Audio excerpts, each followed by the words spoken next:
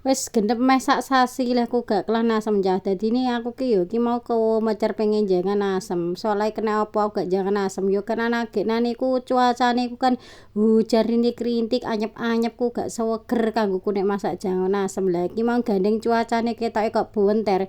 Ya wis langsung gas budal moro tukang sayur golek janganan asem aku cah.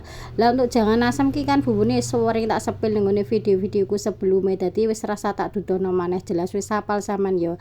Kanggo lawuh iki tak gorengno iwak tongkol. Iwak tongkole kan mau gawedhi dadine yo tak suwiri dhisik baru tak goreng. Lah nek wis tak goreng garing kemringsing kaya ngene terus tak suwiri cilik-cilik ben supaya nek mangan gak patek keloloten lho cah.